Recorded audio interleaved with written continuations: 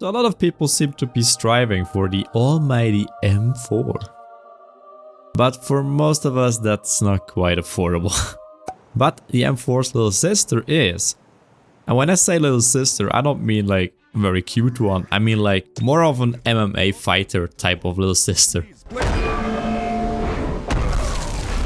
A very versatile sister. I, for example, did my shooter born in heaven with it, but that's not the only thing she can do.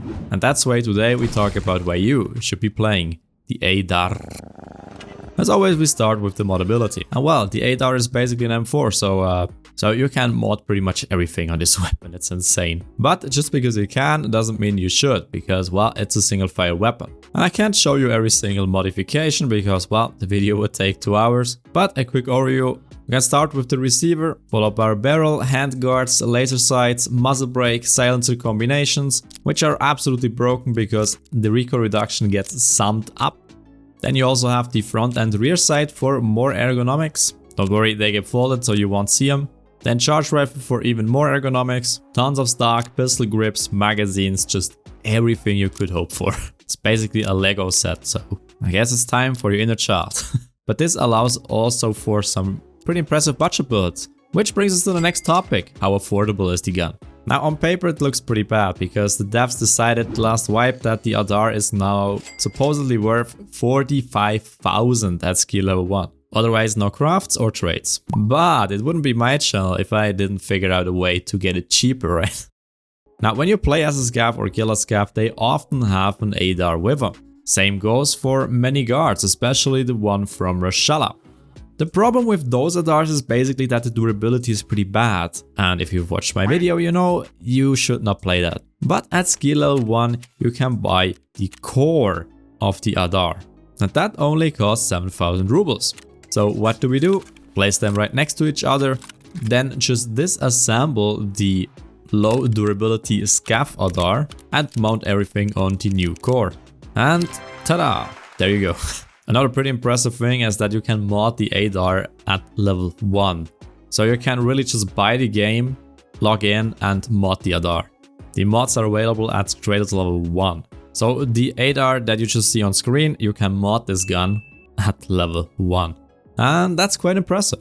Or at least in this wipe. Next wipe they probably update everything and I gotta redo all the videos, yeah. But hey, currently it works. I'm gonna show some cool budget modifications in another video. Then let's take a look at the ammo, and as so often with weapons on the Why You Should Play series, the caliber is amazing. Some rumor that the caliber is pretty OP and broken. And the main strength of the caliber is basically that the penetration reaches a very good level pretty quickly, but the damage drop off isn't as high as with other rounds. Let's take a look at the M855A1 for example, arguably a fan favorite in the game. And this round kills with 2 shots to the thorax, if it penetrates of course. But the AK has exactly that problem, because all the high tier rounds for the AK just don't deal enough damage, you need 3 bullets to kill your target. Add that to the low RPM of an AK explains why the AK is just not as good as an M4. Furthermore, the M855A1 is not only one of the best rounds, it's also one of the cheapest ones. At skill level 4 you get them for 368 rubles. I mean yes, 90 per restock, but just buy them repeatedly and you have infinite amounts in your stash. And even if you can, Peacekeeper sells them for $6.53. And that is approximately 790 rubles. That's nothing for what you get. I'm not aware of any other top tier round that you can get for this cheap. And in case you're wondering why eventually everybody's using an M4, that's why. The M4 is an amazing gun with high RPM and the round is just insane and also cheap. So it's a mystery to me why BSG is wondering why the M4 is meta. Ублюдок, мать твою, а ну иди сюда, говно собачье! Новый пистолет. Водка. Maybe don't sell one of the best bullets in the game for 300 rubles? But let's assume you don't have access to this round. The M86A1 is also a very good round. It's comparable to the BT for the AKs. Well, with the difference that, of course, you can get it, again, way cheaper. Because you can craft them with the workbench level 2 and all you need is basically 2 red gunpowder and 200 rounds of M855, which you get all the time with scavs or just buy them on the traders, they're so cheap. So yeah, that caliber is arguably the best in the game.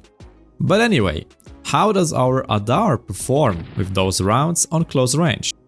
Now with the Adar is single fire, that means if you're holding an angle you won't have many issues, but if you get surprised, the single fire can make it very hard to win a fight in close quarters, apart from the fact that you gotta click very fast. The caliber really helps you here, because against most armors you just need to hit the 4x twice and he drops, but especially late wipe when level 6 armors are just the norm, running and gunning with an Adar is probably not the best idea. Also because most other players are using M4 and mutants, well, and those guns have pretty high RPM and are full auto, so don't go face to face with them. So I would recommend that if you play with an Adar, really stay close to cover. Do jiggle peeks and only leave your cover when you're 100% sure that you can land a killing blow before he can return fire. Because, well, if you get caught on the open, you're pretty much dead with a single fire weapon. But hey, on the other hand, it's a very good exercise for your fingers, because you are gonna click a lot and very fast.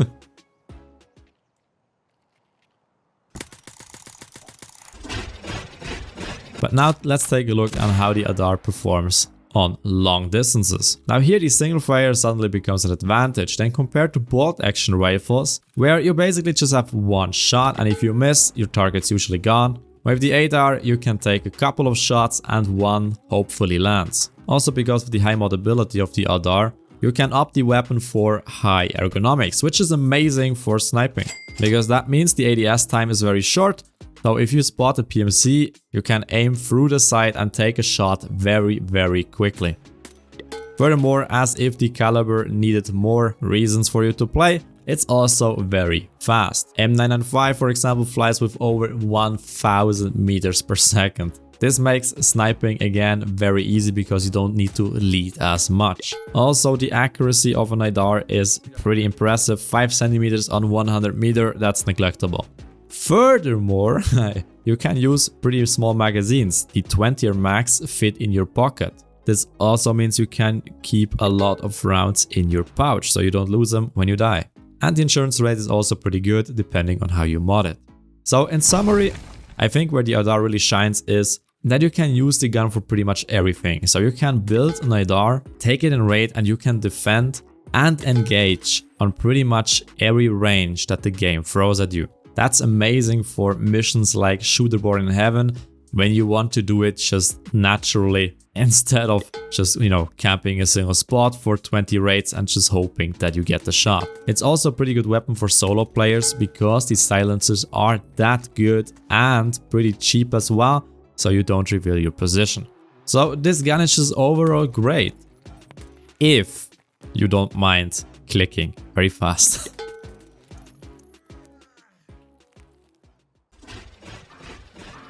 That's it for the Adar. As always, thanks for watching. I hope you enjoyed the video. If so, don't forget to thumbs up, subscribe for more, and if you want to support the channel, consider becoming a member. Thank you very much and see you next time. Bye bye.